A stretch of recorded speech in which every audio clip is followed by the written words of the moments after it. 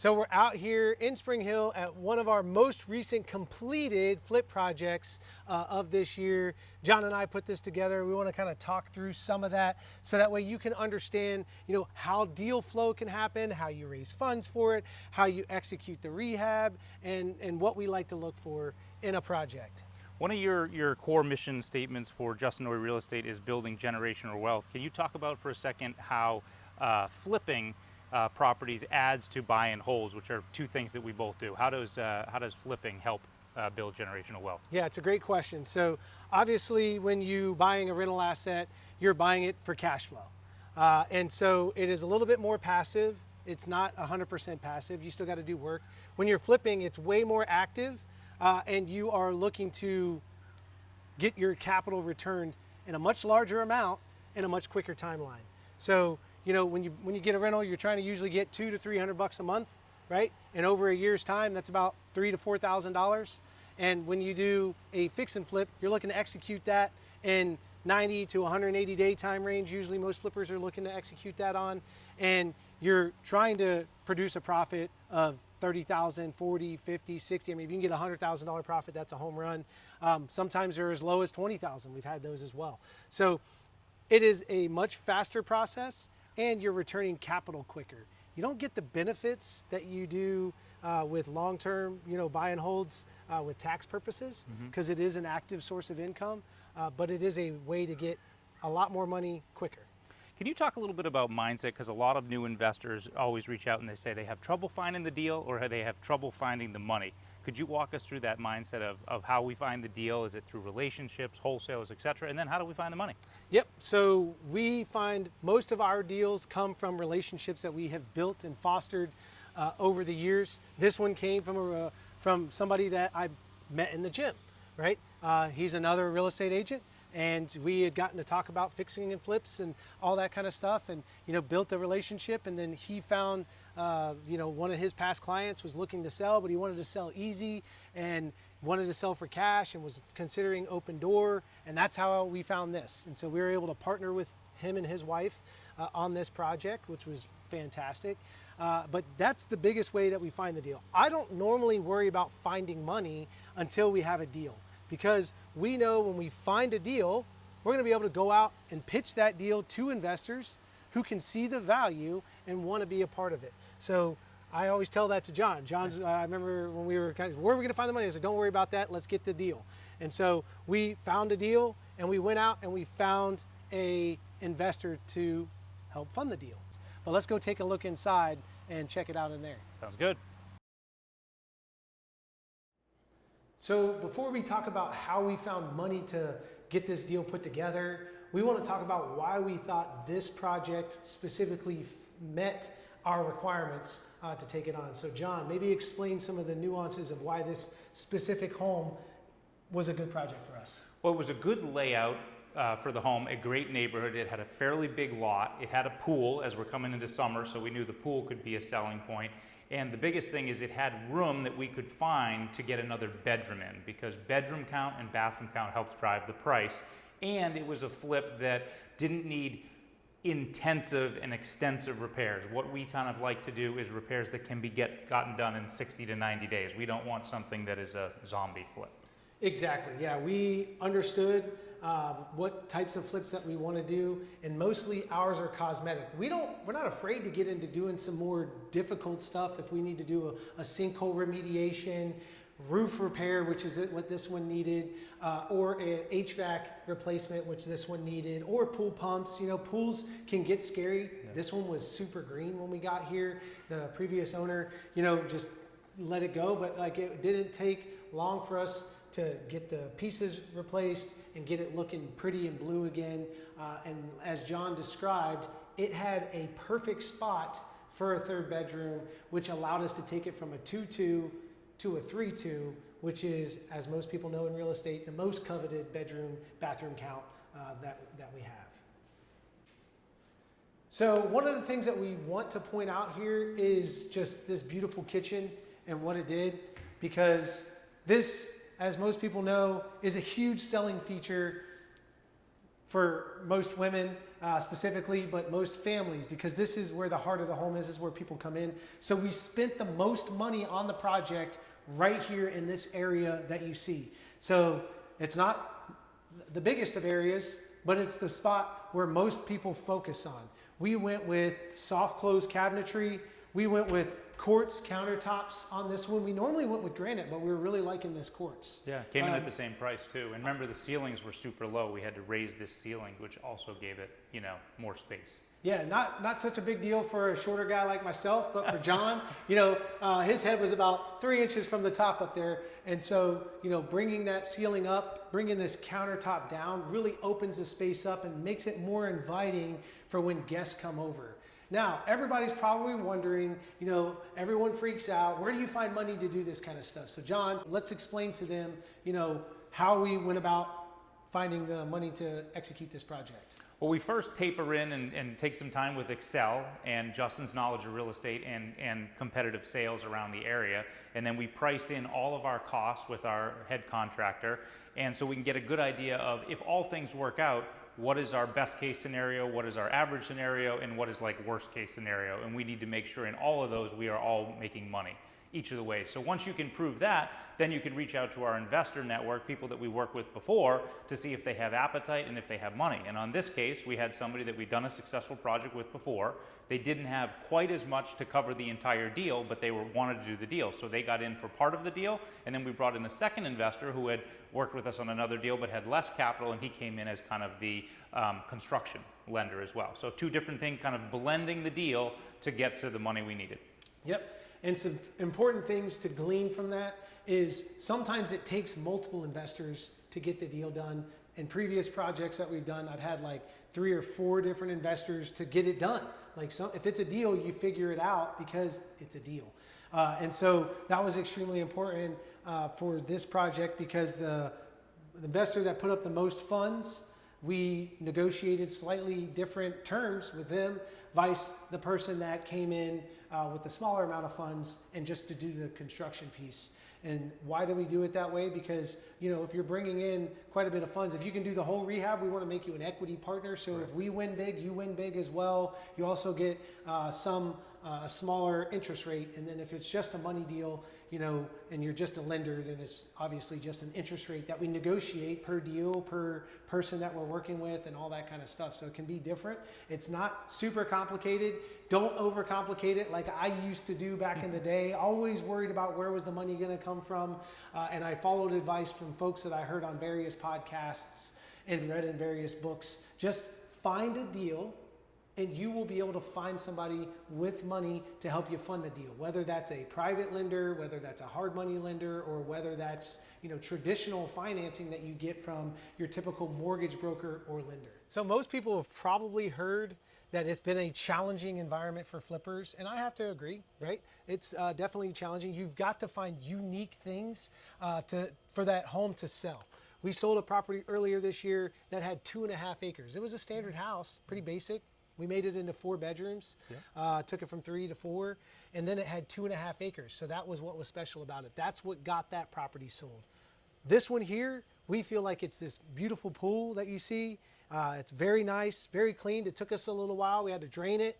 We had to clean it out, got it blue again, and now it's looking fantastic. Other things that are key is it's got a fairly good sized lot. We talked about that before. It goes back and it slopes down and there's nothing behind it. So there's no neighbors in the rear. Yeah, it's got a creek that runs back there, and then beyond that, there's like another buffer like you see here on the other side, and then there's houses again. But as you can tell, you don't see your neighbors. That was something that we felt like would be a highlight for this home. Some of the other updates that we did that were super important that we know people like in a tough environment, they want the house to be completely done for the most part. They want to walk into a turnkey thing. Buyers are looking for reasons to walk away. Right. And so you have to be aggressive with the things that you do. We put a new roof on this property, a new HVAC we explained, the kitchen, right? The bathrooms look great. And we painted the outside. We redid some windows, you know, that were falling apart basically to make it look top notch.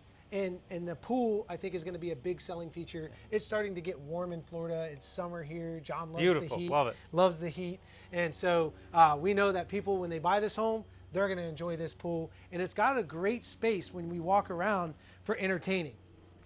So not only does it have the nice open air stuff under there, but if it is raining, you can sit underneath underneath this covered porch. Again, a feature that I would personally enjoy, that I felt somebody else would enjoy too. I think John as well. Another thing that's important to point out that we noticed when we were walking the property, right, is that not only do you have a yard, but you have a little fenced-in area for people with animals. So when you think of that, those are ways that buyers see value that doesn't necessarily bring value to the property, but intrinsic value to when people come, they're going to be like, oh wow, look at that. There's a place for my dog to be able to hang out without me outside with it. There's a place that I can sit at outside if it is raining and not have to worry about that type of stuff. So those are little details that you could try to put into your arsenal to try to find, you know, something that people aren't going to have to do and pay money for, because a fence like that would cost you what, $3,000 maybe?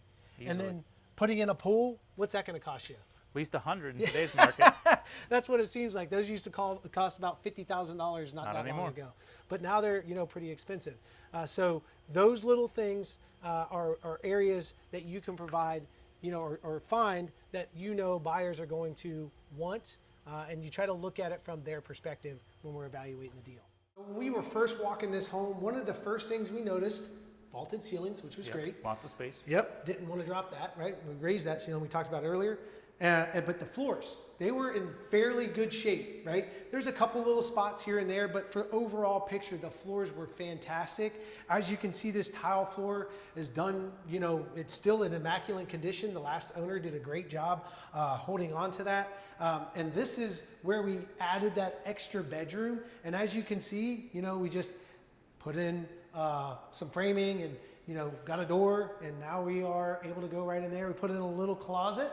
You know, nothing crazy. You need your own entry point. You need a window and a closet, and boom, you got a bedroom. And then as we come further down the hallway here, we get into the master suite. And the flooring that was here, it was carpet. It was LVP that was in here, and it wasn't that bad a shape. However, it had a few things that we were going to have to rip up, and so we couldn't find a match. So what we went ahead and did was put carpet in here. If you're going to put carpet anywhere in a home, the bedroom is your best bet. I know personally, I don't mind waking up and standing on the carpet. A lot of folks feel the same way. So if you're going to put it somewhere and you have to, you want to save on some costs. We didn't expect originally to have to put in carpet, but when it came up, like after all the stuff was moved out, we were like, yeah, we need to put in new flooring. And so we went ahead and added carpet in here. We went with this color here based off of our contractor's recommendation. One of the other cool things that we thought about this was this nice bay window here that's done up really well. We thought that was going to be a cool feature. Totally brand new, by the way. It's a whole brand new window. Brand new window. There was a little spots in there that were all messed up, so we got that fixed, and we were grateful for it. And then we come in here. We came in, same cabinetry in here. This was a smaller sink. That actually wasn't that bad. We thought we were going to keep it, but we ended up not doing that. Same tile floor as we had out there that runs into this bathroom. And then, you know, the shower was already in pretty good shape. We're not going to sit there and go and fix some stuff. That's a shower. If somebody else wants to come in and put their own style and touches on there, that's on them to do. And then you just have that entry point to back out to the pool. So, you know, we thought that, you know, we're not going to close that off by any means, because that'd be nice to be able to go out there and then enjoy the bathroom. So 2 bedrooms on that side of the home. We have the other bedroom over here. So it is set up like a split floor plan. We would have preferred to have both spare bedrooms on this side of the house. There was just no possible way where we were going to be able to achieve that. The nook is the only spot that we could find to put a 3rd bedroom, so we had to go there with it. Coming into this other bathroom in here. We talked about this before, but having a tub, super important for people with children, you know, especially younger children. They most of the time have to give them baths and stuff like that. And then again, same quartz countertops and vanity style as the other one. And then this other bedroom over here, great. Floors were in great shape, didn't have to do much. We painted the entire house inside and out, give it that fresh coat. It's got a good smell to it. Yeah. And so we are excited for this project to be complete. We will be getting it active on the MLS. We have photos coming today, and it'll be on the MLS shortly thereafter that. We will definitely, let's talk about this real quick. Finalizing the garage. Most of the time we do not put a lot of money into the garage. This had some stuff going on. Maybe explain. Yeah, it was one, dirty, and there was a lot of stuff in here. So first, get the stuff out. Two, we had a brand new HVAC system, which a lot of that was above the roof. There was a leak there. All of that had to be brand new, replaced, and patched. But we thought if we did, deck paint and walls, it gave the place, it felt bigger, cleaner, and it really feels like something that someone could come in and use this garage right away, whether for their cars or for their work area. Like it's a nice garage now. Yeah, we don't normally do much to a garage, if anything at all. It just so happened our contractor is fantastic. He had found some deck paint like this that you see on the floor here that was made for garage floors and whatnot on the side of the road. And so he had like free paint. He's like, I'll just go ahead and put it in for you for super cheap. He's like, I get rid of the paint and it'll make the floor look great. And so we were like, normally we wouldn't do that, but on this one we did. And I'm happy that we did because it does look great in here. Smells good too. Yeah, it does smell good. It almost smells like a brand new garage. Yeah. So we want to wrap this up with what are the challenges? Because we showed you a lot of the successes that we had here, but there are a lot of challenges that came along with this. I remember originally talking to our contractor, who's a great human being and he does fantastic work, as you can see throughout the house, and he works hard. And so I do want to preface everything that we're saying that, with that fact. But originally we were talking about this, and I'm pretty aggressive when it comes to timelines and getting things done pretty quickly. And so I wanted this done at the beginning of May of 2025. We are now June 23rd of 2025, and we are a little bit behind schedule. So, what, John, would you say, being the one that was kind of here a lot more throughout the project with you and Seth, specifically, the challenges that we faced that kind of backed us up on the project? I think the biggest challenge we faced was with our contractor, who, again, amazing, had other projects going on at the same time. And I think you'll find this whenever you're working with contractors. There's sometimes other things that jump in the way, things that come up more high priority, and we didn't set the expectations that we needed strong enough at the beginning. That was number one. And then also our contractor had a vacation plan, and he left on vacation, and he had his crew here that was going to finish, and they did not finish. As soon as he returned, the project got done in almost a week. So, and I have to take some of that blame, right? Because our contract's so good. Anytime we have some other kind of, little project that comes up, I'm always asking him if he can come in and help out. It was to a point where in our sales business, we needed like handyman repairs done to get the deal done for inspections and things of that nature. And of course, that's the guy I was calling to like see if he could get done, or my team was calling to see if they could get done. And, so he's like, well, Justin wants me to do all these things. So I have to do better as the leader of our team to ensure that, we're not overtasking folks ourselves. Correct. And then giving priorities of work. That is something that I learned, right? Hey, what is the priority? Well, what is? And that is where our investment team talks about that. And we say, this is the priority. Until this is done, we don't want to do something else. So we learned a lot about that, right? Every time there's a challenge, we see it as an opportunity to learn and to get better. And we definitely got better, or we will get better after this, after everything that we learned here. So you may be wondering how you could become an investor on one of our projects, John? Yeah, just reach out to us. All of our contact info is on the Justin Noe Real Estate webpage, or if you've got my contact or Justin's, please reach out. We're always looking for new partners and new opportunities, whether you've got something to sell or you want to invest in, we'd love to talk to you.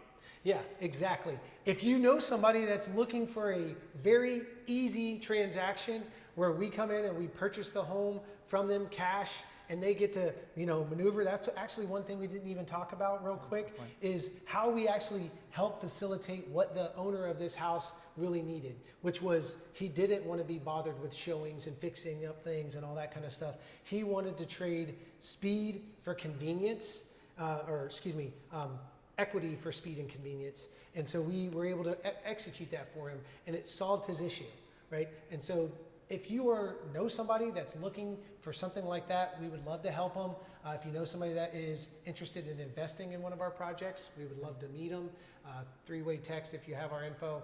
If you want to set up a call with us, you can get all of our information at our website, justinnoerealestate.com. You can find us on Instagram. If you're watching YouTube, you can hit us up there in the comments. But we're appreciative of you staying tuned all the way through the end of the video, and we hope to get to meet you in person.